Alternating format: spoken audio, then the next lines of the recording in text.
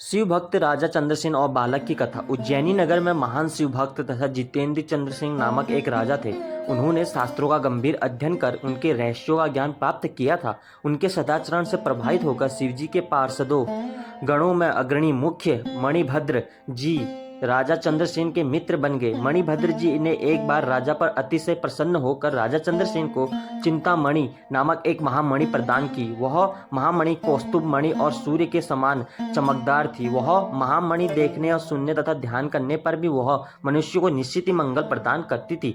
राजा चंद्रसेन के गले में अमूल्य चिंतामणि शोभा पा रही है, यह जानकर सभी राजाओं में उस मणि के प्रति लोभ बढ़ गया। चिंतामणि के लोभ से सब राजा सुशोभित होने लगे। उन राजाओं ने अपनी चतुर्गणी सेना तैयार की। वह उस चिंतामणि के लोभ में वहां आ धमके।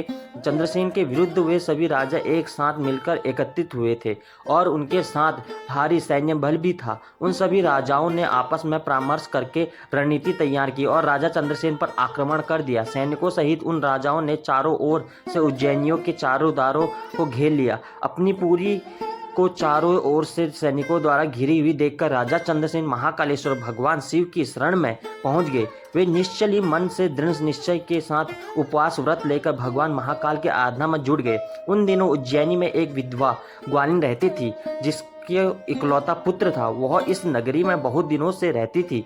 वह अपने उस 5 वर्ष के बालक को लेकर महाकालेश्वर का दर्शन करने हेतु गई। उस बालक ने देखा कि राजा चंद्रसेन वहां बड़ी श्रद्धा भक्ति से महाकाल की पूजा कर रहे हैं। राजा के शिव पूजन का महोत्सव उसे बहुत ही आश्चर्य लगा। उसने पूजन को निहारते हुए भक्ति भाव पूर्वक महाकाल को प्रणाम किया और अपने निवास स्थान पर लौट गई। उस ग्वालिन माता के साथ उसके बालक ने भी महाकाल की पूजा का कौतूहलपूर्वक अवलोकन किया था, इसलिए घर वापस आकर उसने भी शिव जी का पूजन करने का विचार किया। वह एक सुंदर सा पत्थर कुछ ही दूर पर किसी अन्य के निवास के पास एकांत में रह दिया।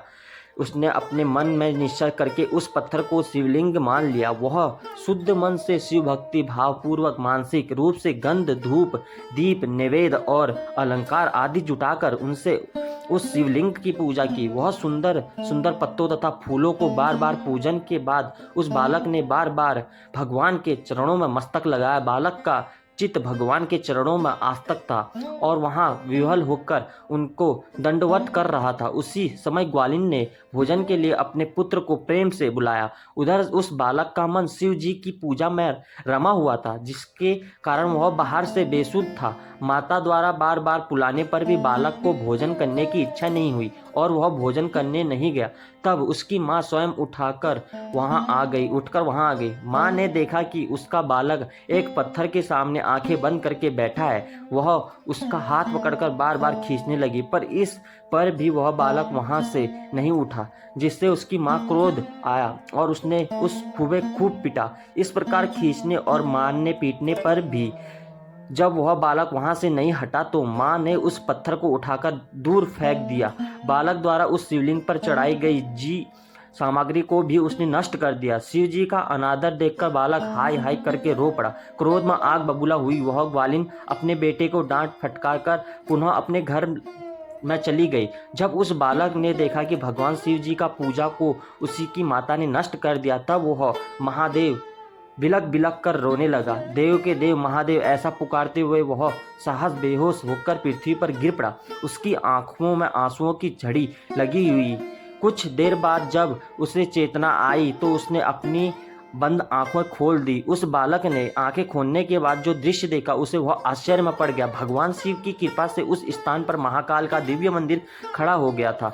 मणियों से चमकीले खंबे और उस मंदिर की शोभा बढ़ा रहे थे। वहां के भूतल पर स्फटिक मणि जड़ दी थी। तपाए गए दमकते हुए स्वर्ण शिखर उस शिवालय को सुशोभित कर रहे थे। उस मंदिर के विशाल द्वार मुख्य द्वार तथा उनके कपाट स्वर्ण निर्मित थे। उस मंदिर के सामने नीलमणि तथा हीरे जड़े बहुत से चबूतरे बने थे। उस भव्य शिवालय के भीतर मध्य भाग में गर्भगृह में करुणा वस्त्रालय भूत भवन भोलेनाथ भगवान शिव का रत्नमय लिंग प्रतिष्ठित हुआ। ग्वालिन के उस बालक ने शिवलिंग को बड़े ध्यानपूर्वक देखा। उसके द्वारा चढ़ाई गई सभी पूजन सामग्री उस शिवलिंग पर सुसज्जित पड़ी गई हुई थी। उस शिवलिंग को तथा उस पर उसके ही द्वारा चढ़ाई पूजन सामग्री को देखते हुए वह बालक उठ खड़ा हुआ। उसने अपने मन में ही आश्चर्य तो बहुत हुआ, किंतु वह प्रारंभ सागर में गोते लगाने लगा। उसे बाद में तो उसने शिव जी को ढेर सारी स्तुतियां और बार बार अपने मस्तक को उनके चरणों में लगाया। उसके बाद जब शाम हो गई तो सूर्यास्त होने पर वह बालक शिवालय से निकला और बाहर आया तो उसने अपने निवास स्थल को देखने लगा। उसका निवास देवताओं के राजा इंद्र के समान शोभा पा रहा था। वह सब कुछ शीघ्र ही स्वर्णमय हो गया था, जिससे वहां की विचित्र शोभा हो गई थी। परम उज्ज्वल वैभव से सर्वत्र प्रकाश हो रहा था। वह बालक सब प्रकार की शोभाओं से संपन्न उस घर के भीतर प्रविष्ट हुआ। उसने देखा कि उसकी माता एक मनोहर पलंग पर सो रही है। उसकी अंगों में बहुमूल्य रत्नों के अलंकार शोभा पा रहे हैं। आश्चर्य और प्रेम में विह्वल उस बालक ने अपनी माता को बड़े जोर से उठाया। उसकी माता भी भगवान शिव की कृपा प्राप्त कर चुकी थी। जब उस ग्वालिन ने उठकर देखा तो उसने सब कुछ अपूर्व विलक्षण सा देखने को मिला। उसके आनंद का ठिकाना ना रहा। उसने भाव विभोर होकर अपने पुत्र को छाती से लगा लिया। अपने बेटे से शिव के कृपा प्रसाद का संपूर्ण वर्णन सुनकर उस ग्वालिन ने राजा चंद्रसेन को सूचित किया।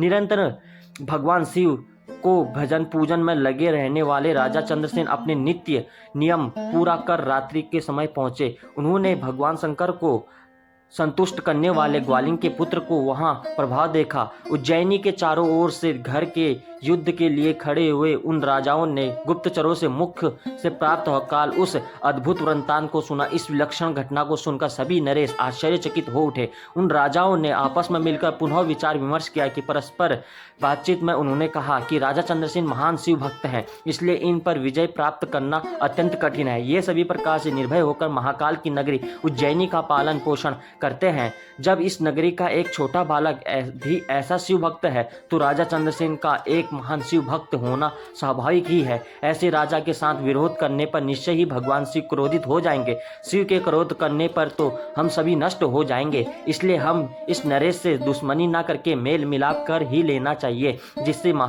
भगवान महेश्वर की कृपा हमें भी प्राप्त होगी। युद्ध के लिए उज्जैनी के घेरे उन राजाओं का मन भगवान शिव के प्रभाव से निर्मल हो गया और शुद्ध हृदय से सभी ने हथियार डाल दिए। उनके मन में से राजा चंद्रसेन के प्रति बैर भाव निकल गया और उन्होंने महाकालेश्वर पूजन किया। उसी समय परम तेजस्वी श्री हनुमान वहां प्रकट हो गए। उन्होंने गोप बालक को अपने हृदय से लगाया और राजाओं की ओर देखते हुए कहा, राजाओं, तुम सब लोग तथा अन्य देहधारगण ध्यानपूर्वक हमारी बातें सुने। मैं जो बात कहूँगा उससे तुम सब लोगों का कल्याण होगा। उन्होंने बताया कि शरीरधारियों के लिए भगवान शिव से बढ़कर अन्य कोई गति नहीं है, अर्थात महेश्वर की कृपा प्राप्ति में ही मोक्ष का सबसे उत्तम साधन है। यह परम सौभाग्य का विषय है कि इस गोप कुमार ने शिवलिंग का दर्शन किया और उससे प्रेरणा लेकर स्वयं शिव की पूजा में प्रवृत्त हो गया। यह बालक किसी भी प्रकार का लौकिक अथवा वैदिक मंत्र नहीं जानता है, किंतु इसने बिना मंत्र का प्रयोग किए ही अपने भक्ति निष्ठा के द्वारा भगवान शिव के आराधना की ओर अपने प्राप्त कर लिया। यह बालक अब गोप वंश की कीर्ति को बढ़ाने वाला था, उत्तम शिव भक्त हो गया है। भगवान शिव की कृपा से यह इस लोक के संपूर्ण भोगों का उपभोग करेगा और इसी में अंत मोक्ष प्राप्त कर लेगा। इसी बालक के कुल में इसे 8वीं पीढ़ी में महा यशस्वी नंद उत्पन्न होंगे और उनके वही साक्षात नारायण का प्रभाव भाव होगा। यह भगवान नारायण ही नंद के पुत्र के रूप में प्रकट होकर श्री कृष्ण के नाम से जगत में विख्यात होंगे। यह गो बालक भी जिस पर की भगवान शिव की ही कृपा हुई है, श्रीकर गोप के नाम से विशेष प्रसिद्ध प्राप्त करेगा। शिव के ही प्रतिनिधि वानर राज हनुमान जी ने समस्त राजाओं सहित राजा चंद्रसेन को अपनी कृपा दृष्टि से देखा। उसके बाद अति प्रसन्नता से साथ उन्होंने गोप बालक को श्रीकर को शिव जी की उपासना के संबंध में बताया। पूजा अर्चना को जो विधि एक आचार व्यवहार भगवान शंकर का विशेष प्रिय है, उसे भी श्री हनुमान जी ने विस्तार से बताया। अपना कार्य पूरा करने के बाद वे समस्त भूपालों तथा राजा चंद्रसेन से और गोप बालक श्रीकर से विदा लेकर वहीं पर तत्काल अर्तधान हो गए। राजा चंद्रसेन की आज्ञा प्राप्त कर सभी नरेश भी अपने राजधानी को वापस हो गए। कहा जाता है भगवान महाकाल तब ही उज्जैनियों में स्वयं विराजमान है। हमारे प्राचीन ग्रंथों में महाकाल की असीम महिमा का वर्णन मिलता है। महाकाल साक्षात राजधिराज देखे देवता माने गए हैं। अगर आपको यह कहानी सही लगी तो मेरे चैनल को सब्सक्राइब कीजिए ऐसी नई नई वीडियो देखने के लिए। आप सभी का धन्यवाद। जय श्री राम दोस्तों, मिलते हैं जल्दी नई एक कहानी के साथ।